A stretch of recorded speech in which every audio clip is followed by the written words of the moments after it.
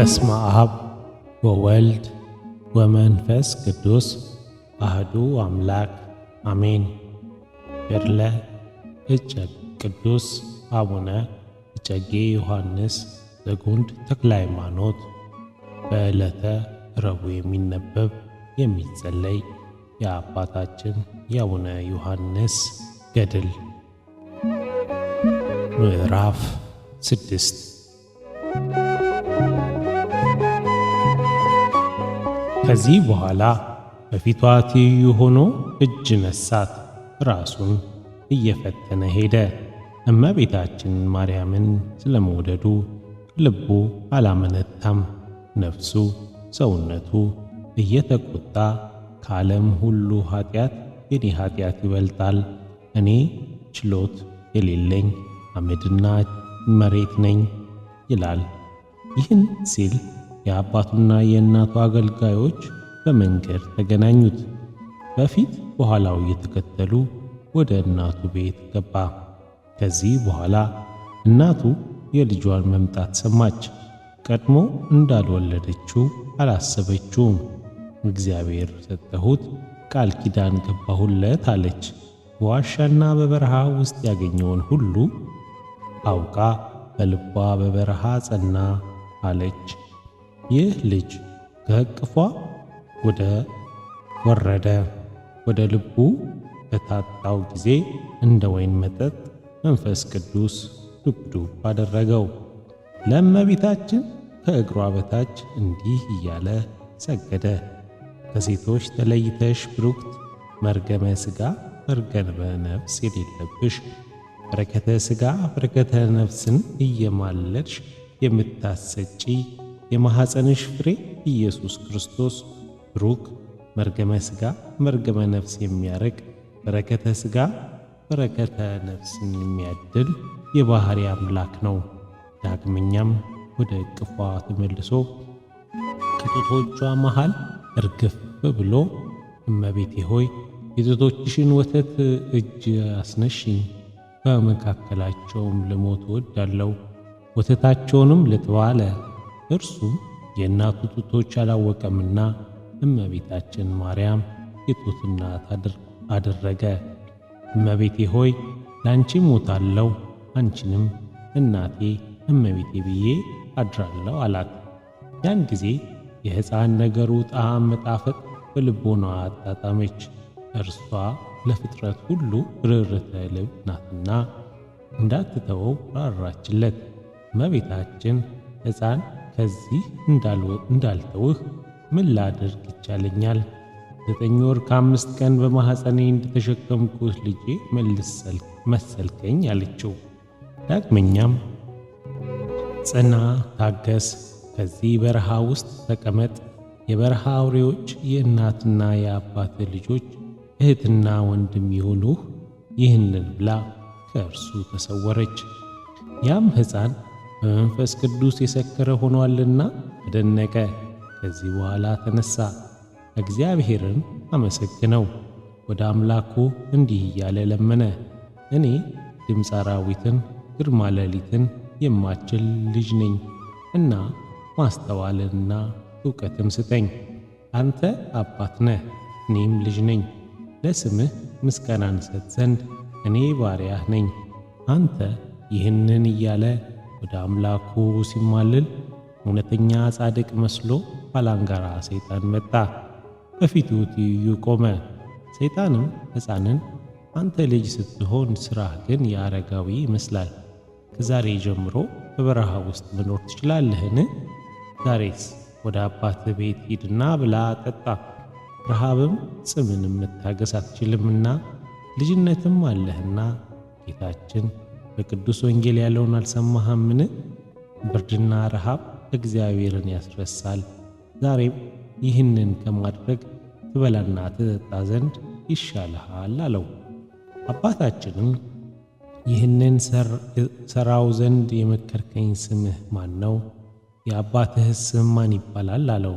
ሰይጣንም ሀገሬስ ኢያሪኮ የሚባል አገር ነው፣ ስሜም የጌታችን ደቀ መዝሙር ታዲዮስ እባላለሁ። ከዚህ በረሃ ውስጥ እንደገባህ ባወቅኩ ጊዜ የሰይጣናትን ሥራቸውን ነግር ዘንድ መጣሁ። ልነቅፍህም አይደለም፣ ትእዛዜን ስማ። ብትሕትናውን ብቸኝነትህን እንዳትችል መምህሬ ወደ አንተ ልኮኛል አለው። አባታችንም እኔ ታዲዮስን አውቀዋለሁ፣ አምሳያ የሌለህ የእውነት ሥራም የሌለ ታዲዮስን ወዴት አገኘኸው? ከወዴት መጣህ? አንተ ሐሰተኛ ነህ፣ እርሱ ግን እውነተኛ ነው አለው። ሰይጣንም አባቴ ሆይ በማን ታመሳስለኛለህ? ሐሰተኛ የሐሰትም ስም የሰይጣን ነው። ክፉይቱን ሥራ ከመሥራት በቀር በጎ ሥራ መሥራትን አያውቅም። ለዚህ ሥራ ቀንና ሌሊት አያርፍም። ክፉን በክፉ ድል እነሣዋለሁ አትበል፣ ክፉን በበጎ ሥራ ድል ንሣው እንጂ ያለው ሐዋርያው ቅዱስ ጳውሎስ አልሰማህምን? አለው። አባታችንም ነገሩን ባደከመው ጊዜ እንዲህ ሲል ገሠጸው። ኀፍረትን የምትበላ ሰይጣን ከፊቴ እና ከኋላዬ ሂድ። ዛሬ ወደ እኔ ለምን መጣህ? እኔ ሕፃን ነኝ፣ አንተም ሽማግሌ ነህ።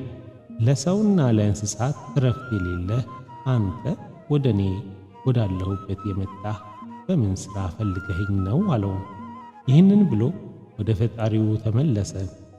አምላክ ለሆነው ሥጋ ከአብ ከመንፈስ ቅዱስ ጋር ክብር ተገባው። በምድርም ዕርቅ ለተወጠነ ለሰው ግዛኑ ሊሰጠው እያለ አመሰገነ።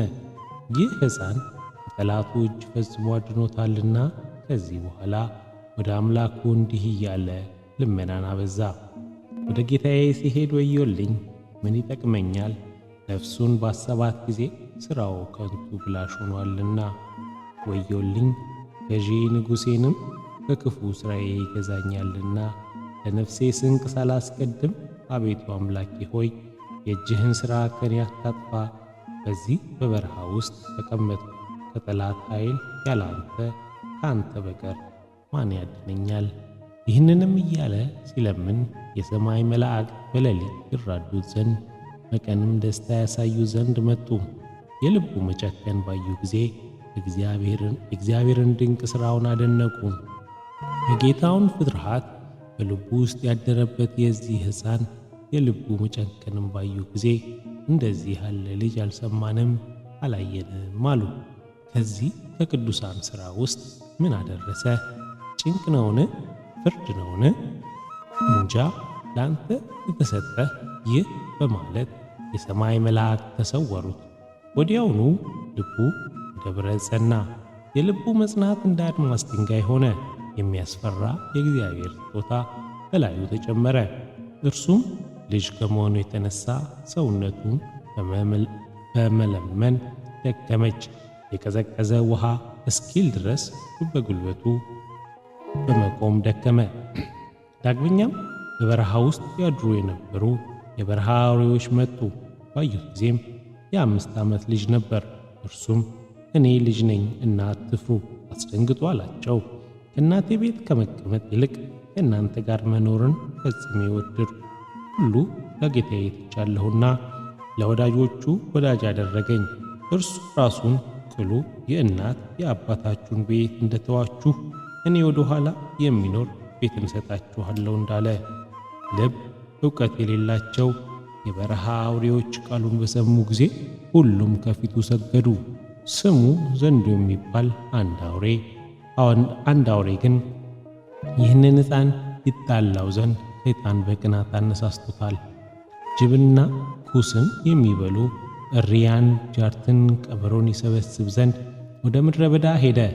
በኃይሉም የጸና እጅግ ፈጽሞ የሚያስፈራ ሆነ። ያም አውሬ ከጅብና ከአራዊት የሰበሰባቸውን አራዊት ወደ ማደሪያዬ መልሱኝ፣ ከእኔ ጋር ሊጣሉ ከሚችሉ ጓደኞቼ ጋር ለይታችሁ አሽሹኝ፣ እርሱ የክፉ ክፉ ነውና ዛሬ በኃይል ባትረዱኝ ሁላችሁ እንደምትበተኑ እወቁ አላቸው። ዘንዶውም እንደኛ አትናገርምን? በኃይል ትውጠው ዘንድ እና ታዋርደው ዘንድ የሚቻልህ አትናገርምን? አሉት። ዘንዶውም ለመጣላት ወደ እርሱ እቀድምላችኋለሁ፣ እናንተም በኋላዬ ተከተሉኝ። ብትተውኝ እና ባትረዱኝ ይህ ነገር ለሁላችን ይሆናል አላቸው። ነገር ግን አንድ ነገር አለ። ጅብና ጃርት አስከትሉኝ አላቸው። እነርሱም እሺ በጎ እናስከትልህ አሉት። እርስ በርሳቸው እንዲህ ተባባሉ፣ ሁላቸው ተዘጋጁ። በፊቱ መልክና ድምፅ ባሕርያችሁን ለውጡ። በዚህ ኃይል እንፍራ ዘንድ ከተጣላነው የሕፃን ኃይሉ ይሸነፋልና። ይህንንም እየተባባሉ በኃይል እየደነፉ ተነሱ። ከአፋቸውም የእሳት ፍም ይወጣ ነበር። ዘንዶውም ከፊታቸው አስቀድመው ወደ ሕፃኑ ሄዱ፣ ዘንዶው የእነርሱ ጎልማሳቸው ነውና። አባታችን ላይ የመጣውን የአውሬ የሰይጣናት ቅናት ሁሉ አውሬዎች እንደመከራቸውና ከሩቅ ከቅርብ እንደሰበሰባቸው አወቀ። ወደ እግዚአብሔርም እንዲህ እያለ ጸለየ። ከሰማይ እጅህን ላክ፣ ከአንበሶችና ከዘንዶች ማስፈራራትም አድነኝ። ድካሜን አንተ ታውቃለህና። ነቢዩ ዳዊት ከአንበሶች አፍ አድነኝ፣ ቀንዱም አንድ ከሆነ ከከርኬም ጼም ብቸኝነትን አድን እንዳለ፣ ይህ ትንቢት ዳዊት ስለ እኔ የተናገረ ማዳንህም በእኔ ላይ ይሁን። ይህንንም ጸሎት ሲጸልይ ከሰማይ እንዲህ የሚል ቃል መጣ። የምረዳህ እኔ ያለሁና አትፍራ፣ አትደንግጥ። የምታሸንፍበትን በትር ንሳ፣ ውሰድ፣ ጽና፣ ታገስ። በአራዊት ሁሉ ላይ የሰለጠን ትሆን ዘንድ አሰለጠንኩህ። በዚህ በትር የመስቀል ምልክት አለበት። ዘንዶው ቢቀርብብህ በአፍ ውስጥ ያለ የትዕቢቱ ነገር ይሻር ዘንድ ባርከው፣ እኔም አሳርፍልሃለሁ። መልእክቴን ትእዛዜን ስለፈጸም በልዩ አውሬ እጅ ውስጥ አልተውህም። ዳግመኛም የቀኝን የና የግራ የእውነት የጽድቅ ጋሻን ሰጠው። ከዚህ የመጡብህ የሰይጣን ሰራዊቶች ሁሉ ከዚህ ጋሻ ተከላከል። ይህንም ቃል ተናግሮ ተሰወረ። ከዚህ በኋላ ያ አውሬ ጃርትን አስከትሎ የበረሃ አውሬዎቹን ሁሉ ወደ ኋላው እየተከተሉት መጣ። ዘንዶውም አባታችንን አይቶ ወደ እርሱ ቀረበ። በዚያም አውሬ ርዕስቱን 60 ክንድ ከስንዝር ወርዱ 20 ክንድ ከስንዝር ነበር። ግርማውም እንደ አንበሳ የሚያስፈራ፣ ዓይኖቹም እንደ እሳት ግለት ነበሩ። አባታችንም ባየው ጊዜ ሊውጠው ወደደ። አባታችንም በአብ በወልድ በመንፈስ ቅዱስ ስም እባርክሃለሁ እያለ በመስቀል ምልክት ባረከው። በባረከው ጊዜ የዘንዱ ኃይሉ ደከመ፣ መርዙም ተሻረ። ዘንዶውም አፌ በመዓት በበደል እንዴት ትዕቢት ተናገረ አለ። ያም ዘንዶ ሞተ። ጃርት ግን በኋላው ቆማ እንቡልዝ ልቡ ጥፉ ሆነች። አባታችንም ጃርትን ወደዚህ ዘንዶ ጋር ምን አመጣሽ? ወደ አንቺ ያልደረስኩ ዋሻዬንም አላየው። ያሳፍራችሁ የእግዚአብሔር የኃይሉን ገናንነት አየሽን? እነሆ አሁን በዚህ በበረሃ ውስጥ ብታድኝኝ ጸጉርሽ ይረግፋል። ያን ጊዜ ጸጉሯ ወዲሁ በፈቃደ እግዚአብሔር ረገፈ። ከጃርት ሁሉ ፈጽማ የተለየች ሆነች። የሰበሰባቸውን ያ ዘንዶ ገሰጸው። አንተ ክፉ አውሬ፣ የጌታዬ የእግዚአብሔር ኃይል ዛሬ አየህን? እግዚአብሔር ይጣልህ አለው። ይህንም አውሬ ከፊቱ ወደቀ፣ እንደ ሬሳም ሆነ፣ እንደ ድንጋይም ደረቀ። አባታችንም ፈጽሞ የታመኑት ሰዎች እግዚአብሔር እንደዚህ ፈጥኖ ይረዳልን? አለ። ከዚህ በኋላ ሁሉ አራዊት ገሠጻቸው። የተረፋችሁ ዛሬ ወደ ቤታችሁ ተመለሱ፣ በጎ ሥራንም ብትሠሩ ወዳጆቼ በማለት ወደ እናንተ እመጣለሁ አላቸው። እነሆ ዛሬ በአምላኬ ኃይል ባጠፋኋችሁ ጌታዬም ከርስቱ በነቀለኝ ነበር። ያን ጊዜ እንዲህ እያሉ ሰገዱለት። አንተ ለፈጠረና ላከበረ እግዚአብሔር ምስጋና ይገባል። ይቅርታም ምሕረቱ የበዛ የእግዚአብሔር ምሕረትን ይመስላል። አባታችን ሆይ አመጣጥህ እስኪ ንገረን። ነገርህ ግን የአረጋውያን ነገር ሲሆን ሕፃን መልክ አምላክ ነህ ወይስ ምድራዊ ሰው ነህ አሉት። አባታችንም እንዲህ አላቸው፣ ጌታዬ ኢየሱስ ክርስቶስ ኃይል አሳፈርኋችሁ።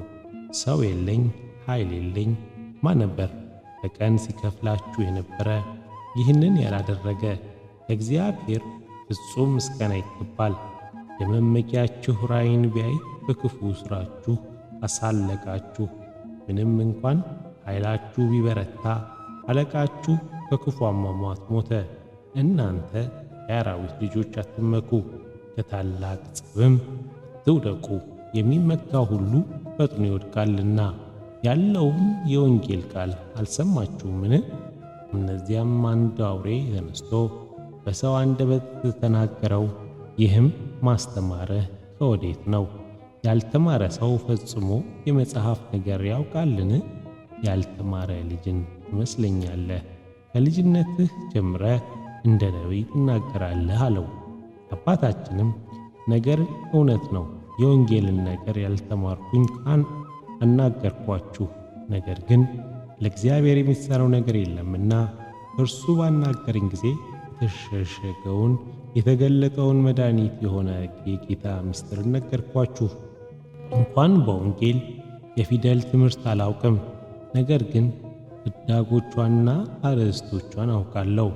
የበረሃ አውሬዎቹም ከተቸነፉና ድል ከተነሱ ጀምሮ ይህ አእምሮ በሰጠህ እግዚአብሔር አበሳ በደላችንን ይቅር በለን አሉት። አባታችንም እግዚአብሔር ይቅር ይበላችሁ፣ እኔም ይቅር ብያችኋለሁ፣ ዳግመኛ አትበድሉ አላቸው። ከዚህ በኋላ በበረሃ ወደ ሆነው ወደ ማደሪያቸው ሄዱ። የእመቤታችንን ጡት ከጠባ ጀምሮ 3 ዓመት ከእመቤታችን ማርያም ጣዕም እህል ሳይበላና ውሃ ሳይጠጣ በመንፈስ ቅዱስ ፍቅር አግኝቷልና ሆዱ ጠገበች፣ ነፍሱም ረካች። ከዚህ በኋላ ወደ አሳደገችው ሞግዚቱ ይሄድ ዘንድ ተነሣ። ከእናቱ ከበረሃ መለየትን ባወቀ ጊዜ የእግዚአብሔር መልአክ በሰማይ ደመና ሆኖ የ8 ዓመት ልጅ ሆይ ወዴት ትሄዳለህ? በገዳም መካከል ትኖር ዘንድ መምጣትህ መቼ ይሆናል? አለው። ሕፃንም ዓይኖቹን ወደ ሰማይ ቀና አድርጎ አይቶ የሚመጣበትን ቀን አላውቅም፣ እግዚአብሔር እንዳስነሳኝና እንደላከኝ እሄዳለሁ አለው። መልአኩም ሕፃኑን አለው፣ እንግዲህ አይደለም አምላክህ እግዚአብሔር አታውቀውምን? እርሱ በወደደ በምድረ በዳ ውስጥ ይመራህ እንደሆነ እነሆ እግዚአብሔር ከአባትና ከእናትህ ርስት አውጥቶ ወደ ርስቱ ጠራህ። ቃሌን ጠብቅ፣ ትእዛዜንም አስተውል፣ ፍጹም ደስታን እስክታገኝ ድረስ በመንግሥተ ሰማያት ከኔ ጋር እስክትኖር ድረስ እመቤታችን ማርያም ነጭ ወተትና የማር ወለላ ባለበት በኤዶም ገነት ከ500 ዓመት በኋላ ታየኛለህ ብላ የነገረችህን አትርሳ። ዮሐንስ ሆይ በምድር ያለ ወርቅና ብር አትውደድ፣ በሰማያት ያለ ብልጽግና ባለሟልነትን እግዚአብሔር ሰጥቶሃልና።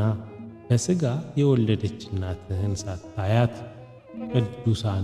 ከቅዱሳን ይልቅ መርጦ አገልጋይ ተሆነው ዘንድ መረጠህ። ብዙ ልጆች እንደተወለዱላቸው እንደነ አብርሃም ይስሐቅና ያዕቆብ የብዙዎች አባት አደረገህ። ላልተወለዱትም ዳግመኛ አባት ተሆናቸው ዘንድ እግዚአብሔር ፈቀደልህ። ይህንንም እያለ ወደ ሰማያት አረገ። አባታችንም ሳይገባኝ ክብርና ባለሟልነትን ለሰጠኝ ለአብ ለወልድ ለመንፈስ ቅዱስ ምስጋና ይገባል እያለ ከፊቱ ሰገደ።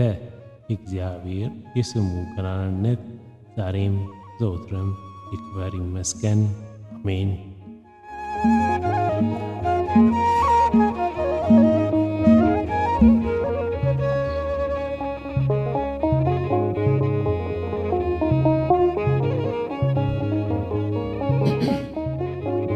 ምዕራፍ 7 እግዚአብሔር ለሙሴ እንደተገለጠለት።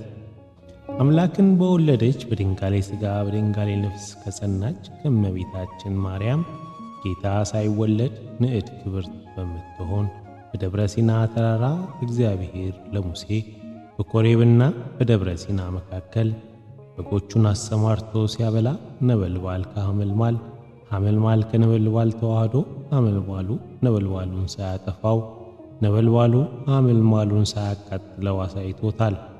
በበጎች የሚጠብቅ ሙሴ ይህን ነገር ምንድን ነው? እንጃ ሰይጣን ነውን? ከአዳም ጀምሮ እስከ ዛሬ ድረስ እንደዚህ አልተደረገም አለ። ሙሴም እንደዚህ ማድነቅ ጀመረ። እግዚአብሔር ሙሴ ለ7 ነገሮች ጠራው፣ እንዲህም አለው፦ ፈጽመ አድንቀሃልና የእግዚአብሔርን ረቂቅ ምስጢር ታውቃለህ አለው። ሙሴም የእግዚአብሔርን ቃል በሰማ ጊዜ ከግርማው የተነሳ መናገር ተሳነው። ሙሴ የመለኮቱ የኃይሉ ገናንነት መረዳት አቃተው፣ በሐሳቡ መትጋትንም አጣ። ሁለተኛም የእግዚአብሔር ቃል ሙሴን ሙሴ ሙሴ ብሎ ጠራው። ሙሴም እነሆ አለሁኝ ና ወደ እኔ አለው። እየፈራና እየተንቀጠቀጠ ሙሴ ተነሣ። የወርቅ ጫማዎቹንም በእግሩ ተጫምቶ ሄደና በደብረ ሲና ትይዩ በዚያ ቆመ። እግዚአብሔርም ሙሴን የምትረግጣት የቆምክባት መሬት የተቀደሰች ናትና ጫማህን ከእግርህ አውልቅ፣ እየወደቅ እየተነሣ የሰገድክ ወደ እኔ ፈጥነህ ቅረብ። እኔ አምላክህ የአብርሃም የይስሐቅና የያዕቆብ አምላክ ነኝና አትፍራ፣ አትደንግጥ አለው። እግዚአብሔርም ለሙሴ ተናገረው አለው፣ ወደ ግብፅ ምድር ሂድ፣ ውረድ። የፈርዖን ትዕቢት የግብፅ የወንዶች አለቆች የሚያሳፍርና ድል የመንሳትን ኃይል ይሰጥሃል። ፈርዖኖችም ሕዝቦቼ እኔ በእውነት ያመልኩና በዓሌን ያከብሩ ዘንድ ስደዳቸው በለው አለው። ሙሴም አቤቱ የአብርሃምና የይስሐቅ የያዕቆብ አምላክ ሆይ ትእዛዝህ ምን ያስጨንቃል? የኃይልህ ገናንነትም ሁሉ ይፈራል። ከሰማሁት ከትእዛዝ የተነሣ ማን ይረዳኛል? አንደበትስ ማን ይሆነኛል? ዲዳ ከመሆን በቀር ለአፌ መናገር የለውምና ይህ ነገር ስለ ትእዛዝ አይመስልም አለው። የእግዚአብሔር ቃል ሙሴን ገሠጸው። እናት ልጇን ትረሳለችን? ልጅስ አባቱንና እናቱን ይተዋልን? አለው።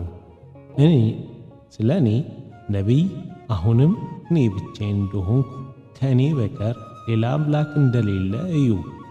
እኔ እገድላለሁ አድንማለሁ፣ እኔ እመታለሁ እፈውስማለሁ። ከእጄ የሚያድን የሚያመልጥ የለም። እጄ ወደ ሰማይ ዘረጋለሁ፣ ለዘላለም እኔ ሕያው ነኝ እላለሁ እንዳላይም ይህንን ትንቢት ስለ እኔ ተናገረ። በግብፅ ልጆች በእጃቸው ውስጥ ለከንቱ ማን ይተውሃል? ከፈርዖን ሰራዊት ይልቅ ክንድህን አጸናለሁ። ጽናታቸውም እያደከምኩ የግብፅ አማልክት መታመንን እጥላለሁ። እኔም በውስጥ በአፋ ረድሃለሁ፣ የሚዋጋህን እጥላለሁ። ብትገድላቸው እጅን ከትቢያ ማራገፍ ነው። ሰነፍን የገደለ እጁ ከትቢያ አራገፈ እንዳለ መጽሐፍ። ይህ ሰነፍ ፈርዖንም በጦሩና በሰራዊቱ ብዛት ተመካ። እኔ ፈረሴን በእነርሱ ፈረስ ላይ አስሮጣለሁ፣ ሰረገላይም ከፈርዖን ሰረገሎች ጦረኞችና ሰረገሎች ይልቅ አስቀድማለሁ።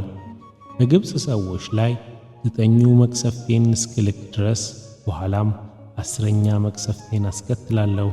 ሙሴም ይህንን የእግዚአብሔርን ቃል በሰማ ጊዜ ስለ 2 ልጆቹ አዘነ። ወደ ግብፅ ምድር ከወረድኩ የሥጋ ዘመድ የላቸውምና ስለ ምግባቸውና ስለ ልብሳቸው ማን ያስብላቸዋል? የተራቡና የተራቆቱ ይሆናሉ። ልጅነት አላቸውና ብርድና ረሃብ አይችሉም። የእግዚአብሔርን ቃል አውቆ ልቡ አዘነ። እግዚአብሔርም ይቅርታዬ ቸርነቴ ሳይጨምርልህ የ2 ልጆችህ መጋቢያቸው መሆን ትችላለህ አለው። ለሙሴም በወንዝ ውስጥ የዓለት ድንጋይ አሳየው። ይህችንም አታሮን የምትባል ምድር ናት። የሳር ቡቃያ በውስጡ ያላየህበት ይህ የዓለት ድንጋይ አምጣ አለው። ያንን ቡቃያ የሚመግበው ነጭ ትል ነበረ። ሙሴም እግዚአብሔር እንዳዘዘው የቸርነቱ ምልክት አየ፣ ሰማ። ድንጋይንም ይይዝ ዘንድ ወደዚች ወንዝ ሄደ። ያንን የዓለት ድንጋይ ከ2 ከፈለው። በውስጡም መንታ ሆኖ የበቀለ ቡቃያ ተገኘ። ዳግመኛም የሚመግበው ትል ተገኘ። ሙሴም በድንጋይ ሆድ ውስጥ የትል ምግብን ትልም ያንንም ቡቃያ ምግብ አድርጎ ሲኖር አግኝቷልና የእግዚአብሔርን ሥራ አደነቀ። ዳግመኛ እግዚአብሔር እንዲህ አለው፣ ይህ የኃይሌ ምልክት አየህ?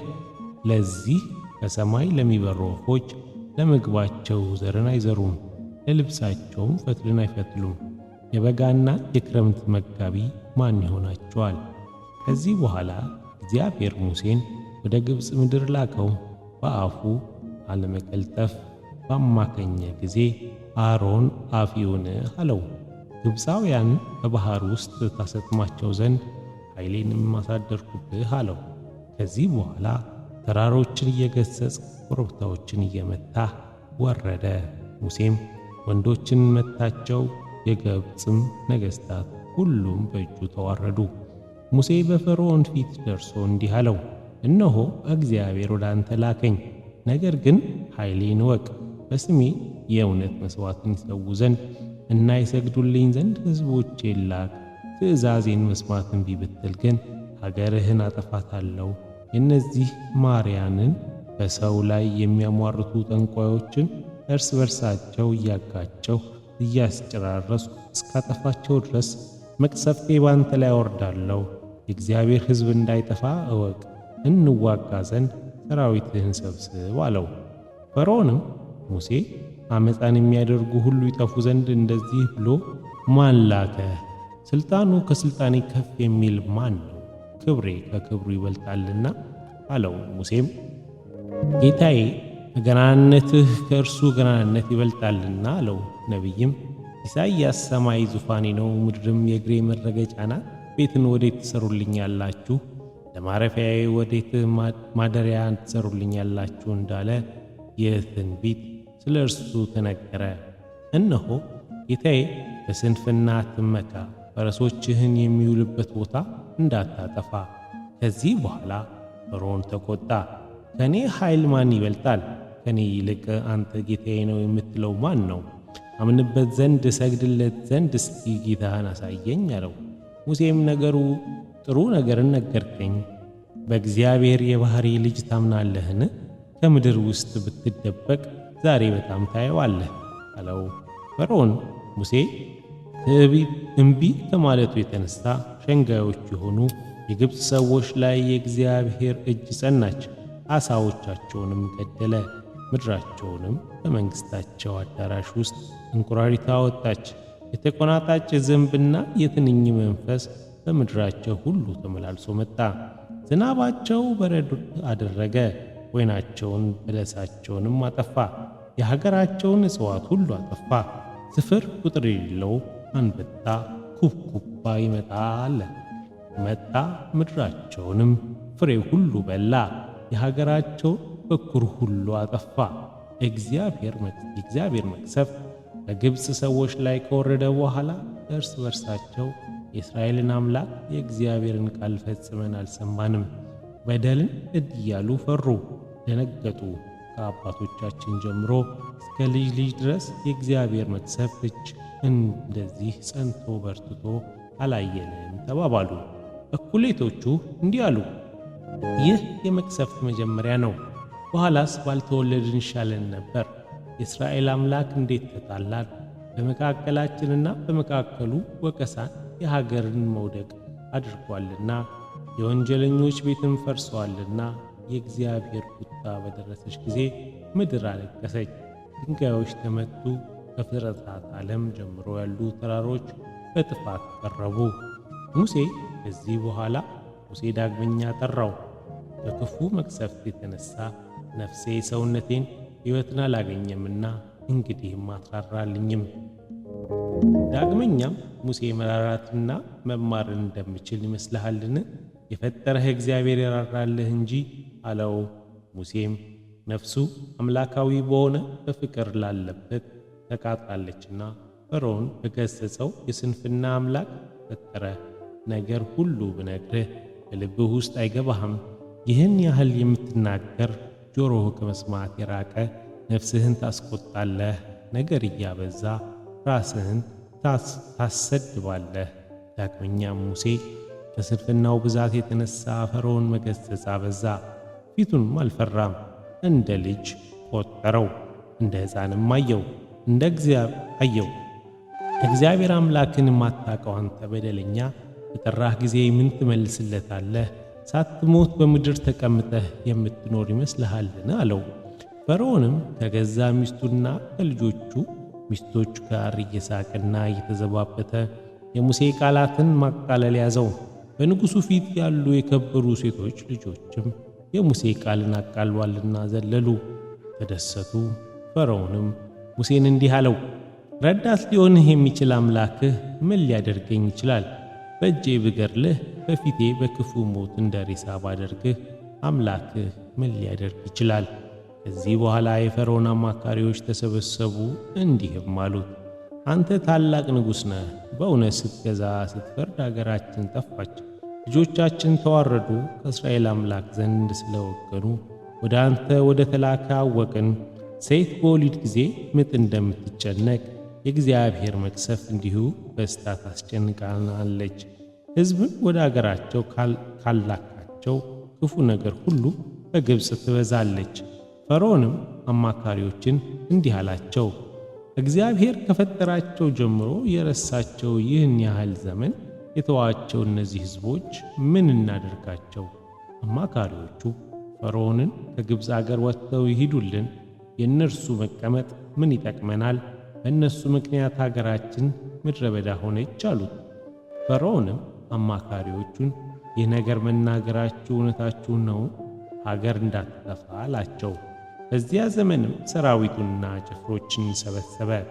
በነጋሪትና በዋሽንት ቃል ዛሬ ሰበሰብኳችሁ፣ ፈጽመን የተገዙ እነዚህ ሕዝቦች አገራችን እንዳትጠፋ ወደ አገራቸው ይሂዱ አለ። የተሰበሰቡት ነገሥታትም ሁሉ እንዲህ አሉ፣ ንጉሥ ሆይ ጥሩ ምክርን መከርክ። ሀገር ፈጽማ እንዳትጠፋ ከግብፅ አገር ይውጡ። ከዚህ በኋላ ፈርዖን የእስራኤልን ሕዝቦች ጠርቶ እንዲህ አላቸው፣ እናንተ የእግዚአብሔር ሕዝቦች ውጡ፣ በጥሩ አምልኮ መሥዋዕትን ስሩ። ይህ ትእዛዙን መሥራት ፈጽማችሁ ወደ እኔ ብትመለሱ ግን እንደ እናንተ የሚመስል ማን ነው? ባትመለሱ ግን ወዮልኝ፣ ለእናንተ ወዮላችሁ። ፈርዖን ይህንን ተናግሮ 215 ዓመት የገዛቸው ወሮቹን ወጡ። ሕዝብን የወርቅና የብር ሽልማት ያላቸውን የከበሩ ልብሶችና ንጹሕ የሆነ የወርቅ ዘቦን፣ የወርቅ ሽቦ ያለበት በርኖስን፣ ልባባን፣ ግምጃን፣ አረንጓዴ ግምጃን በየመልኩ የሚሸልሙት የሆድ ልብሶችን ሁሉ ለመኗቸው። የግብፅ ሰዎች ሁሉ ከቀለበት እስከ ራስ መጠምጠሚያ ድረስ ሽልማታቸውን አልተረፋቸውም። ከዚህ በኋላ የእግዚአብሔር ሕዝቦች በየወገናቸው ተነሱ፣ በየስማቸውም እየተጠራሩ ከግብፅ አገር ተነስተው ወደ ሄርማ ምድር ሄዱ። ከእስራኤል ጦረኞች ጦርን እየሰሩ እና እያዘጋጁ በመካከላቸው ጥቂት አረፉ። በወዲያኛውም በፊታቸው በግራና በቀኝ ሰዎችን አሰለፉ። ሴቶቻቸውና ሴቶች ልጆቻቸውን በመካከላቸው አስቀመጡ። የግብፅ ሰዎች ሁሉ የእስራኤል ዘሮችን ይህ የቁጥራቸው ብዛት አይተን አንገታቸውን አዘነበሉ። እርስ በርሳቸውም የእግዚአብሔር ሰዎች የክረምት ደመናና የበረሃ የጢስ ብናኝም ሆኑ እየተባባሉ በመፍራትና በመንቀጥቀጥ ተደነቁ። በዚህ ዘመን ንጽጽውታና ጸብ ሆነ። በብዛታቸው ልክ ባዩ ጊዜ እየናቋቸው እነኋችሁ ቅናታቸው መዛታቸውን አስበው በጠብ ወደ እኛ ቢመለስ ኃይሉ ብርታቱ ይቃወመዋል። ከዚህ በኋላ ፈርዖን አገራቸው ባዶ ሰው የሌላት ሆናለች። ሕዝብም እንዳይሰድባቸው መከረ። ግብፃውያን ሕዝብ በብርታትና በኃይል በጠብ በሰረገላዎች በፈረሶች ተከተሏቸው። ሙሴና አሮን ግን የእግዚአብሔር ጌትነት ጋረዳቸው። ሁሉም ሕዝብ በደመና የጣፈጠ መናን እየተመገቡ በኤርትራ ውሃ ደረሱ። ሙሴ ባሕርን በበትር መታት፣ የእስራኤል ልጆች በደረቅ ተሻገሩ። የግብፅ ወገኖችም የእግዚአብሔር እጅ ያደረገላቸውን አዩ፣ ከጠላቶቻቸው እጅ ረዳት እንደሆናቸው።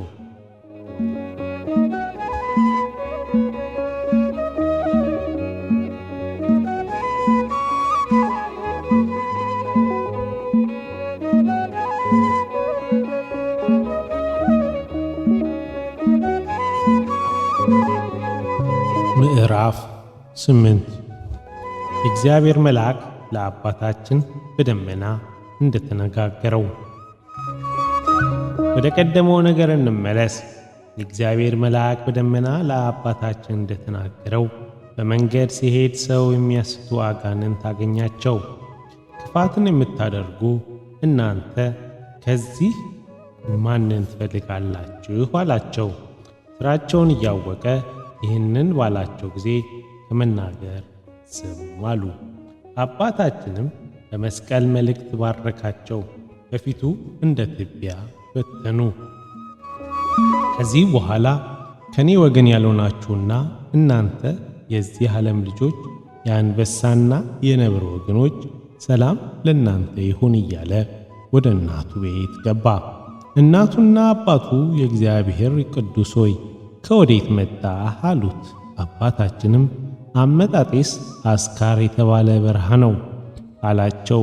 መልኩም በበረሃ በብርድና በብህቱና ተለውጦ ነበር። እናትና አባቱ ልጃችሁ እንደሆን ካላወቃችሁምን አላቸው። እናቱም ይህንን በሰማሽ ጊዜ ልቧ አራራም። እግዚአብሔር በጎ አደረገልኝ፣ ከጥንት ጀምሮ የነገርኩት ለአንተ አይደለም አለችው። በእናቱ ቤትም ውስጥ በየጊዜውና በየሰዓቱ እየጸለየ 7 ቀን ተቀመጠ። ከዕለታት አንድ ቀን የእግዚአብሔር መልአክ ገብርኤል ለእግዚአብሔር ሰው ለአባ ዮሐንስ ታየው፣ እንዲህም አለው፣ የሰው አፍ ከምትመሰገን ይልቅ በእግዚአብሔር እና በትጉሃን መላእክት ዘንድ ብትመሰገን ይሻልሃል። በዓለም ውስጥ ጽድቅንና አዋቂን መስለህ ለሰው ምስጋና የወደድክ የሰው ምስጋና ከንቱ ነውና፣ ሰዎች የሥራችሁን ማማር ያዩ ዘንድ የልባችሁን ወገብ የታጠቀ ይሁን ያለው ቅዱስ ወንጌል አልሰማህምን? ይህ ትእዛዝንም ከሥራቸው ከሰው ይሸሽጉ ዘንድ ስለ ጽድቃቸው አገልጋዮቹ የተነገረ። ጥፋት ያለበት ሰው ምስጋና ምን ይጠቅማል? ኃጢአተኛ በራሱ ፈቃድ ይመሰገናል፣ አመፀኛም በራሱ ይወደሳል ያለው የዳዊት ትንቢት እውነተኛ ይሆን ዘንድ እንደዚህ ያለው ሰው ምስጋና በእግዚአብሔር ዘንድ ያሳፍራል። ውዳሴ ከንቱ ከሥልጣን ይጣላል፣ ወደ ጥልቁ ሲኦልም ያወርዳል። እንደዚህ ያለው ሰው የምስጋና በእግዚአብሔር ዘንድ ያሳፍራል። ውዳሴ ከንቱ ከሥልጣን ይጥላል፣ ወደ ጥልም ሲኦልም ያወርዳል። ከውዳሴ ከንቱ በቀር ለእግዚአብሔር ልዩ ጠላት የለውምና፣ ነፋስ የወሰደው ትቢያና ከንቱ ውዳሴ አንድ ናቸው። በሰው ዘንድ ከመመስገን መቃብር ይሻላል። ለጽድቅ ነፍስ ፍጹም ጠላቱ ይህ ነው። እነሆ አሁንም የአባቶችህን ርስት ከምትወርስ ከእግዚአብሔር ርስት መንግሥተ ሰማያት ብትወርስ ይሻላል አለው። የእግዚአብሔርም መልአክ ይህንን ሲናገር የእግዚአብሔር ወዳጅ ዮሐንስ እንዲህ አለው፣ ብታየኝም ብታበይም የሰውን ምስጋና መውደዴ መቼ ነው? ከእናቴ ሆድ ሳልወለድ ለምን ከንቱ ውዳሴ ወደድክ ትለኛለህ? ዮሐንስ ሆይ ከአባት ቤት ውጣ፣ ከሰው ምስጋና ሽሽ። የሰውን ምስጋና ከእግዚአብሔር ያርቃል ለምን ትለኛለህ? መልአክም ይህንን ብሎ የሩጫውን እሽቅድድሚያና ወደ ገድሉ ትዕግሥት አስጨረሰው። ለጻድቅ ልጅ ጸሎቱ ብቻ አይጠቅመውም፣ የእናቱ ምህላ ይጠቅመዋል እንጂ። አባታችንም ዓይኖቹን አቅንቶ የቤቱን ሥራ ያይ ጀመር። በጠፈሩና በጉልላቱ በዓለት ላይ የተመሠረተ የመሠረቱት ጽናት የግድግዳ ሥራንም ባየ ጊዜ አባታችን ዮሐንስ ይህንን ቤት መተው ሰማያዊ ለሆነ ለብርሃን ቤት ዋጋ ይሆናልን? ያረጀ ቢስ ሲመስል ይህ ቀላል ነው። እኔ በሰው ቤት አምላኬ አያስከፋኝም። የዚህ ዓለም ንብረት ማግኘት የመሬት መቃብርን ማግኘት ነውና፣ በሰማያት ያለ ሀብት ገንዘብ ግን ነቀዝ የማይበላው ትል የማያበላሸው ነው። ይህ ሁሉ በእርሱ ዘንድ ቀላል ነው። ክፉ ሰው ክፉ ቢሠራ ለእግዚአብሔር ጥቂት የሚጎዳው የለም፣ ለራሱ ይከፋል እንጂ። ለእግዚአብሔር አይደለም ጥሩ ሥራ ሁሉ መልካም ነገር ነው። የእግዚአብሔር መንግሥት የሚያቃልለውን ሕግ እውነት እርሱ ያቃልሉታል። እኔ ግን የዚህች ዓለም ተድላ ደስታ፣ የሞት ሐዘን የሚከተላት ይመስለኛል። ተድላዋ ደስታ ከተከተለኝ የእግዚአብሔር ፍቅር አይከተለኝም። የዚህች ዓለም ተድላ ደስታ ከሚከተል የእግዚአብሔር ፍቅር ብከተል ይሻለኛል፣ ይበልጠኛል። የዚህ ዓለም ፍቅር የመረጠ ሰው የእግዚአብሔር ጠላት ነው እንዳለ ሐዋርያው እንዲሁ የእግዚአብሔር ፍቅር ይጠቅማል፣ የሰው ፍቅር ግን አይጠቅምም። ዳግመኛም ስለ እውነቱ፣ ስለ ኃይሉና ስለ ጥበቡ ትዕቢት የሚያደርግ ሰው ልጅ ሁሉ ሰይጣን ነው። ሰይጣን ባላጋራ ነው። ትዕቢትን የሚሠራ ሁሉ የሰይጣን መልእክተኛን ይመስላል፣ ምድራዊ ሰው አይደለም። ትዕቢትስ ከሴቶች ለተወለደ ሰው ሁሉ አልተፈጠረም። በባልንጀራው ላይ ትዕቢትን አደረገ፣ ሰው ክብሩ ይጠፋል፣ ከኃጢአትም ንጹሕ አይሆንም እንዳለ መጽሐፍ። እስቲ ተመልከቱ፣ ከእግዚአብሔር ልጆች ትዕቢት ይዞ አምላኩ ዘንድ ፍቅርን መውደድን ያገኘ ማን ነው? የሐሰት አባቷ የትዕቢት መገኛዋ ዲያብሎስ ከመርገም ወደቀ። ጽድቅን ለመሥራት የሚታመን እርሱ ጻድቅ ይሆናል፣ ለክፉ ነገር ጥቅም የለውም። በበደልና በማድላት ሐሳቡ ይከፋል፣ እግዚአብሔርንም አያስደስተውም። ከሰው ትጋት የእግዚአብሔር ትጋት ፍጹም ይበልጣል ይሻላል። ልጄ ሆይ የቀደመ ሥርዓትና የጽድቅን ኢዮብን ትዕግሥትን አትርሳ። እስከ ዕለተ ምጽአት ወልድ እስከሚመጣበት ቀን ድረስ በዚህች ዓለም ከመቀመጥ ይልቅ በእግዚአብሔር ቤት አንድ ቀን መቀመጥ ይሻላል። እንደ ውድ ድሃ አልዓዛር ተጥሎ መኖር ይሻላል። ወርቅና ብር ከመውደድ ይልቅ እግዚአብሔርን መውደድ ይበልጣል። ሰውነትህን ከማንጻት ይልቅ ልቦናህን ከቂም ከበቀል አንጻ። ልቦናህን በቀልና ክፋት ከማሰብ ካልነጻህ ነፍስህን አትነጻም። ለሰው ከመታወቁ አለመታወቁ ይሻለዋል። ይህ ነገር ይጠቅምሃል፣ ከእግዚአብሔር ዘንድ ጋርም ያፋቅርሃል። ክፋትን እየመከሩ የሚያዋርዱህና በክፉ ነገር የከበሩ ሀብታሞችን አትውደድ። የመጽሐፍ ምክርን አስተውል። ከእረኛዋ ከጠባቂዋ የወጣች በግና በስድስቱ ቃላተ ወንጌል ከ10ቱ ቃላተ ኦሪት የወጣ ሰው እነዚህ አንድ ናቸው። ይህንን ብሎ እግዚአብሔርን አመሰገነው። ከዚህ በኋላ ጠበብተ መጻሕፍትና መምህራን ሕጉ መጡ። ከእነርሱ ጋር የተቀመጡ ሰዎች ተነሱና እነዚያ ነገር አዋቂዎችን አስቀመጧቸው። እነዚያ ሰዎች ለእኛ ፈጽሞ የሚጠቅሙ መጽሐፍ እንደነገሩን እንኖር አሏቸው። እነዚያም እሺ በጎ አሏቸው። ያን ጊዜ ሌሎች መጽሐፍትና ወንጌላትን ገልጠው አነበቡ። የሐዲስ ኪዳን ሕግ የዕለት ትርጓሜ ተረጎሙ። የሚሰሙ ሰዎች ሁሉ የእውነትን ቃል ያደንቁ ነበር። ወንጌልም አባቱንና እናቱን፣ እህትና ወንድሙን፣ ሚስቱን ሁሉ፣ ቤተሰቦቹን፣ ገንዘቡና እርሻውን ያልተወ እኔን ሊያገለግለኝ አይችልም ብሏል። ዳግመኛ የሞትኩትን የመከራ መስቀል ያልተሸከመ እኔን ሊከተል አይችልም፣ ሊያገለግለኝ አይችልም ብሏል። ሁሉ ሰው የመከራ መስቀል ይሸከም፣ ሦስተኛም ለነፍሱ ቤዛ ይሆን ያልቻለ ሰው ምን ይጠቅመዋል ብሏል። አባታችን ዮሐንስም ስለ እነዚህ ሦስቱ ቃላት የእናቱና የአባቱን ቤት ትቶ በ22 ዓመቱ ሄደ። በአምላኩ ፍቅር ታምኖ የእናቱና የአባቱን ፍቅር ትቶ ወጣ።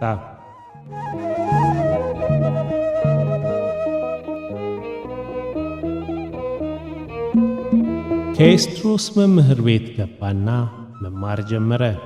150 መዝሙረ ዳዊትን፣ 15ቱ መኃልየ ነቢያትን፣ 5ቱ የሰሎሞን መኃልየን ተማረ።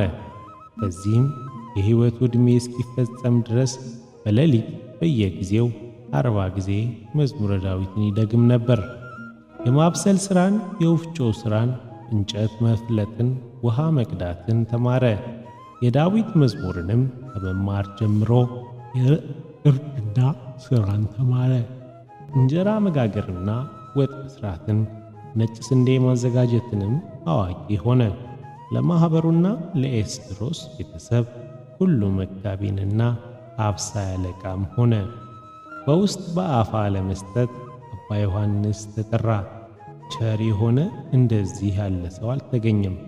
መዝሙረ ዳዊትን እያነበበ ማድጋዎችን ይዞ ሄዶ ውሃን ይቀዳ ነበር። ወደ ቤት ውስጥ ሲመለስ አንድ ጊዜ 150ውን የዳዊት መዝሙር ያደርስ ይደግም ነበር። ለማኅበር ሥራ ሁሉ ሐሳቡ የቀና ሆኗልና ለጸሎትና ጓደኛን ለመውደድ እየተጋ ልቡ ይሳሳ ነበር። እንደ ርግብ የዋህ ነውና ለነፍሱም እንደ እባብ ተጠበበላት። ከጥበበኞች ሁሉ እባብ ተጠባለችና ትራቀቃለችና። የማኅበር ሰዎች አባ ዮሐንስ ሆይ በሥራና በሃይማኖት በፍቅር ሰውን የመውደድና በየዋህነት ከደብረ ሐዊዛ እስከ ደብረ ሲሃት ድረስ አምሳያ የለህም አሉት። በጥሩ ቃልም መለሰላቸው፣ እኔ ኃጢአተኛና በደለኛ ነኝ። በከንቱ እንደዚህ ያደረጋችሁ ታመሰግኑኛላችሁ። በምግባር ከኔ የሚከፋ የለም። ልቤ በትዕቢት እንዳይታሰብ እያስታበይኩኝ የሰማይ መላእክት እንዲያመሰግኑኝ የሰው ምስጋናን እወዳለሁ። ከአራቱ ባሕርያት በሥጋ የፈጠረኝ አምላኬን አላውቅም። የሰው አፍ የሚያመሰግን ይልቅ የበረሃ አውሬ ይብላኝ። የሰው ምስጋና ከንቱ ነውና ቀድሞ በዚህ ውዳሴ ከንቱ የተወቀስኩኝ አለ። በዚህም የትዕግሥትና የትሕትና ሥራ የእግዚአብሔር ወዳጅ አገልጋይ ሆነ። ከዚህ ግብር ሳለ እነርሱ አንዱ ሰው ጋኔን ጣለው። ዘወትር ይጥለው ነበርና ሥጋውን ከሰውነቱ እየቈረጠ ይጥል ነበር። አባታችን ዮሐንስ አንተ ርኩስ መንፈስ በጌታዬ በኢየሱስ ክርስቶስ ስም አዝሃለሁ ውጣ ብሎ ያን ጋኔል ገሠጸው።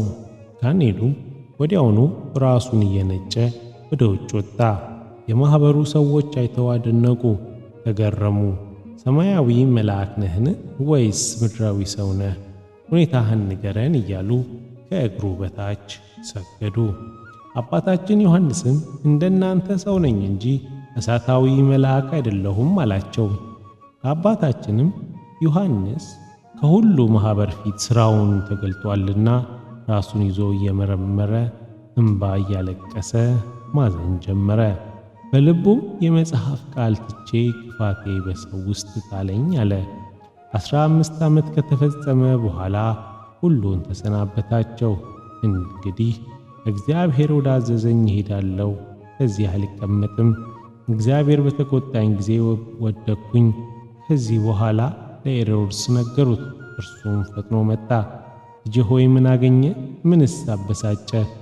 ባልንጀሮችህ ሁሉ ሲወዱህ እያየሁ አይቼ ያልጠገብኩህም ለማን ትተወናለህ? የሙት ልጆች ያደረከን አለው። አባታችንም ዮሐንስ ይህንን ልማድ ነው መለያየት ከመገናኘት መገናኘት ከመለያየት ልማድ ነውና ብሎ መለሰለት። ከዚህ በኋላ አባ ዮሐንስ መንገዱ ያቀና ዘንድ ወደ ምድር ወደቀ። እጆቹንም ዘርግቶ ወዲያና ወዲህ የሁሉ የማኅበር እግሮችን ያዘ። ጌታችን እጆቹ በቀራንዮ እንደ ዘረጋ እጆቹን ዘረጋ። ሐዋርያው ጳውሎስ ስለዚች በደሌ ይቅር በሉኝ እንዳለ በማስከፋት ስላስቀየምኳችሁ ይቅር በሉኝ አለ። ይህንን በሰሙ ጊዜ ማለዱት፣ ከእኛ ዘንድ ተቀመጥ፣ አንዲት ተስፋ ተወልን ዘንድ 2 ቀን ትቀመጥ ዘንድ ማለድን አሉት። እምቢ አላቸው። ከዚህ በኋላ ከወደቀበት ተነስቶ ከትንንሾቹና ከትልልቆቹ ጓደኞቹ ጋር ተላቀሰ። እርስ በርሳቸው ተለቃቀሱ። በአንድ ቃል ተባብረው በእግዚአብሔር መንግሥት ውስጥ ተስፋ የሚቆይ ጥቂት ነገር ንገረን አሉት። እርሱ ግን እናንተ ሹመት በመውደድና ሽንገላ በመናገር ልባችሁን ያደፈረሳችሁ ናችሁ እኮ አላቸው። ከዚህ በኋላ በፍቅር በአንድነት አሰናበቱት። የእግዚአብሔር ሰው አባታችን ዮሐንስም በገዳመ አስቄጥስ ውስጥ ምህላን ይዞ ሳለ በኋላው ኤራን የምትባል ትንሽ ተራራ ነበረች። በውስጧም ገባና በዚያ ከመላእክት ሰራዊት በየነገዳቸው እግዚአብሔርን በአንድነት እያመሰገኑ ከጽንፍ እስከ ጽንፍ የሚወጡ መላእክትን ሚካኤልና ገብርኤልን በየማኅበራቸው በአንድነት እግዚአብሔርን እያመሰገኑ አገኛቸው። ዳግመኛም ሩፋኤልና ራጉኤልን በየወገናቸው በአንድነት እግዚአብሔርን እያመሰገኑ አገኛቸው። ከሁሉም የመላእክት አለቆች ሩፋኤልና ሳቁኤል በየወገናቸው ያመሰግናሉ። የእግዚአብሔርን መልአክ ሱራያልና ፋኑኤል ለሰውና ለእንስሳት ምሕረትን ሲለምኑ አገኛቸው። ሁሉም መዝሙርን ይዘምሩ ነበር። አሸናፊ ለሆነ ለእግዚአብሔርም ምስጋናን ያቀርቡ ነበር። አባታችን ዮሐንስም ከሁሉ ቅዱሳን እየተጫወተ ምስጋናን አቀረበ። ተፈጥሯቸውና ከእሳትና ከነፋስ የሆነ የእነዚህ የመላእክትን ፍጥረት እያደነቀ ይህንን ቁጥራቸውን አየ። ዓይኖቹም ወደ ሰማይ አቅንቶ በመለኮቱ በአራቱ የዙፋን ማዕዘኖች ላይ ተቀምጦ የሥላሴን ምስጢር በግልጥ በገሃድ አየ። ስለ አራቱ እንስሳ ለዙፋኑ 4 የዙፋን ማዕዘኖች ነበሩ። በፊቱ የእሳት ወንዞች ይፈሱ ነበር። ከፀሐይና ከጨረቃ ብርሃን የሚበልጥ የብርሃን መከማቻ ነበር። በዚያም ዙፋን ከእሳትና ከነፋስ ጋር የሚያስደነግጥ መብረቅ ነጎድጓድ ይወጣ ነበር።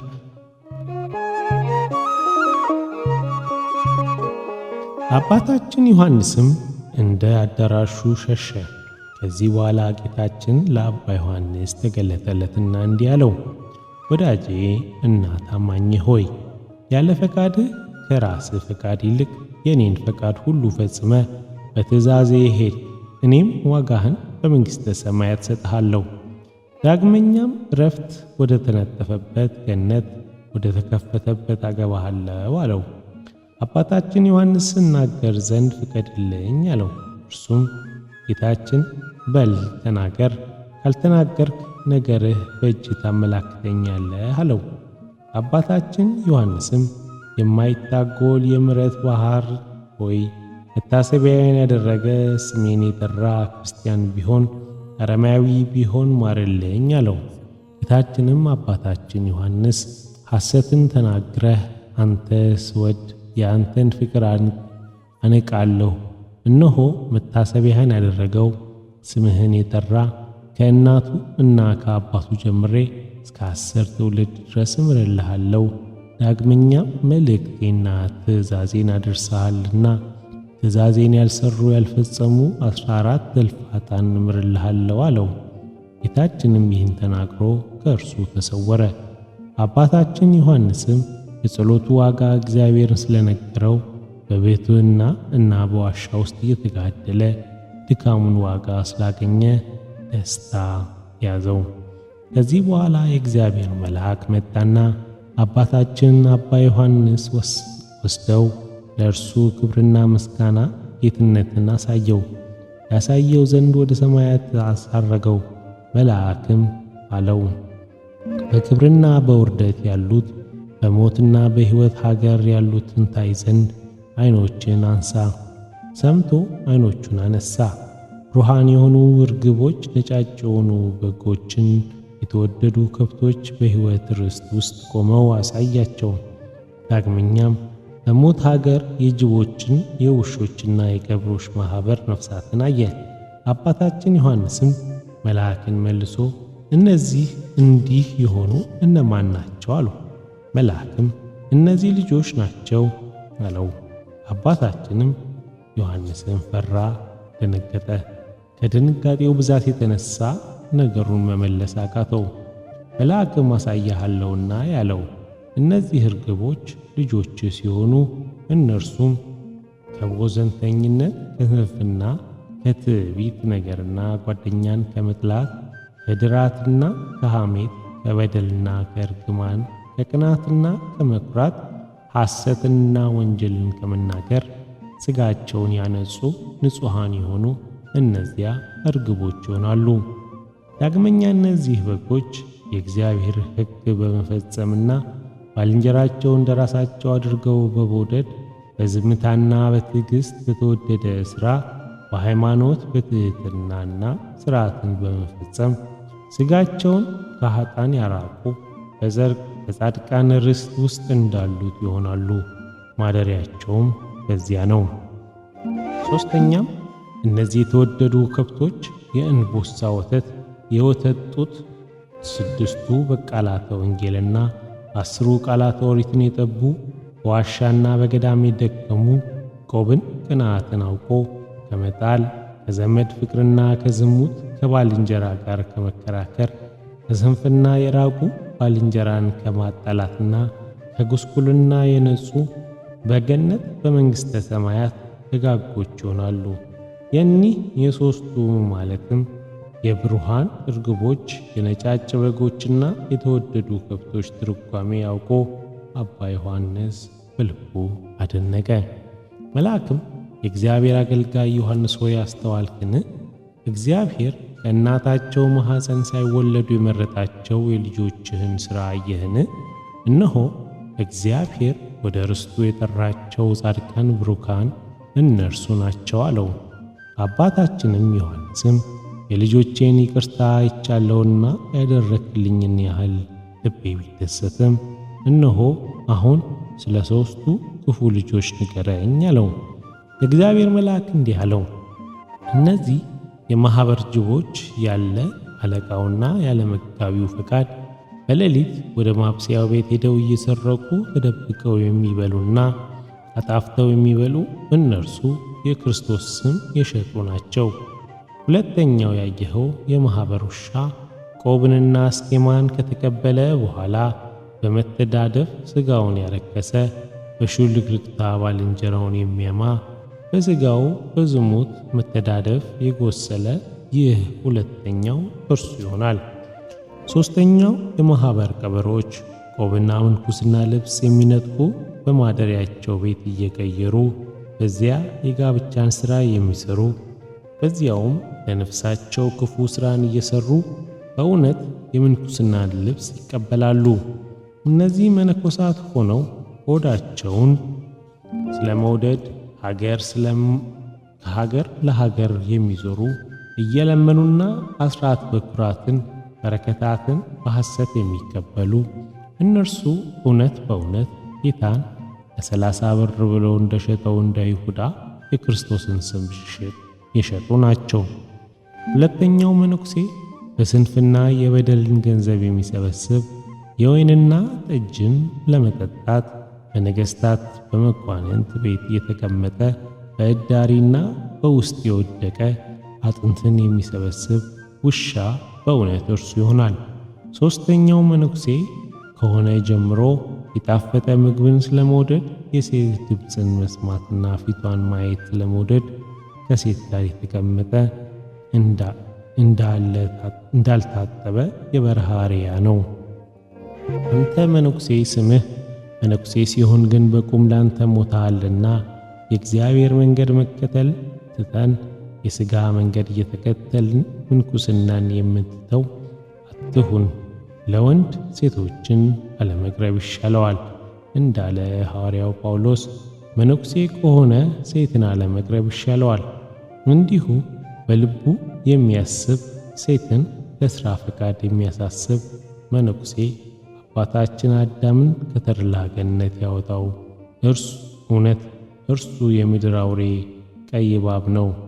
መነኩሴስ የኀጢአት ሞትና የሥጋ ወዝን የሚያቀልጥ የዝሙት ፍላጎትን እንዳያየው ከባቱ አይውጣ። ዓሣ በመረብ በባሕር በወጣ ጊዜ ፈጥኖ ይሞታል። ይህም መነኩሴ እንደ እርሱ ይሆናል። አባታችንም ዮሐንስም የእግዚአብሔር ሥራ እጹብ ድንቅ ነው፣ ሐሳቡ ማን ያውቃል? የአባቱን ፈቃድ ካለበት ወደ ሌለበት እግዚአብሔር የሚቆጥረው ማን ያውቃል አለ።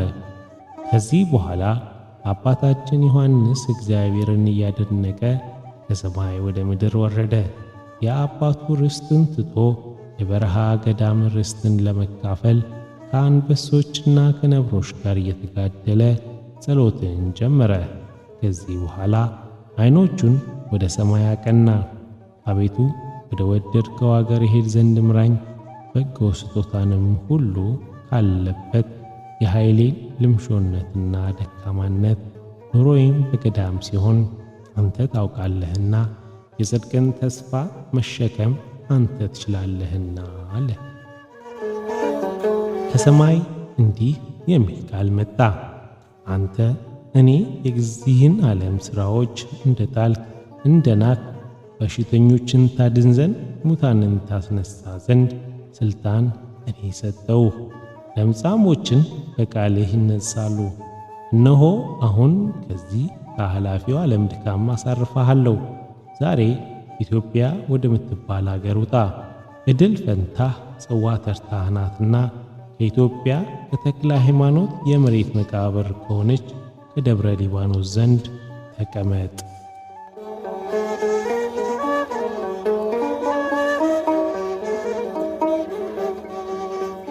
ከዚህ አገር ሳትወጣ ለጴጥሮስ ወንበር ላይ ተቀመጥ። ስሙ ሁለተኛ ኤጲስቆጶስ አትናቴዎስ ወደሚባል ኤጲስቆጶስ ሂድ። በዚህም በአትናቴዎስ ቃል ቄሰ ገበዝን ሁን። ይህንንም ጨርሶ ወደ ሰማያት አረገ።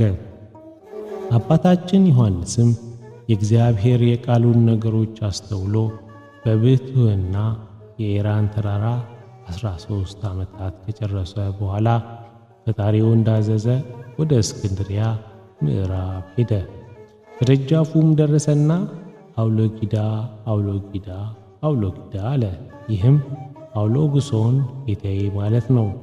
ኤጲስቆጶሱም ከደብረ ኤራን የወጣ የዚህ ብፁዕ የሆነ የአባ ዮሐንስን መምጣት አወቀ። የእግዚአብሔር ወዳጅ ሆይ ና ብሎ ጠራው። ወደ ኤጲስቆጶስ ቤትም ገባና በፊቱ ሰገደ። በደጁም ባረከ። ወደ እኔ መምጣትህ በደህና ነውን? አለው። አባታችንም ዮሐንስም እግዚአብሔር የቄሰ ገበዝ ማዕረግ ካንተ እቀበል ዘንድ ላከኝ አለው። ኤጲስቆጶስም የቅስና ማዕረጋትን ሰጠው። ሁለተኛም የቆሞስ ማዕረግ ነው። ሁሉን እጅ በመንሳት ጨርሶ በጴጥሮስ በረከት በኤጲስቆጶሱ እጅ ተባረከና የቅስና ማዕረግንም ተቀበለ። ዳግመኛ እግዚአብሔር ወዳዘዘው ይሄድ ዘንድ ተሰናበተው። ፊቱ በመንፈስ ቅዱስ ሲያበራ አይተው የገበያ ሰዎች፣ የኤቶር ሰዎች በጩኸት ለመኑት፣ እንዲህም አሉት፦ አባት ሆይ በጸሎትህ ጥቀመን። የጽድቅ ሰው ጸሎት እጅግ ኃይል ታደርጋለችና ግዳጅንም ትፈጽማለችና ከዚህ በኋላ ወደ ኋላኛው መመለስ ብሎ ከሰይጣን ተንኰሎች ሁሉ እግዚአብሔር ይጠብቃችሁ አላቸው። እነርሱም የእግዚአብሔር ፍቅር አንድነት ይጠብቅህ፣ እናትህንም ደግማ ደጋግማ ትውለድ አሉት። የትዕግሥቱ ዋጋ ስጦታ ባለሟልነት ከሁላችሁ ከዮሐንስ ማኅበሮች ልጆች ጋር ከሕዝበ ክርስቲያን ጋር ለዘላለሙ ይኖር አሜን። በእውነት ያለ ሐሰት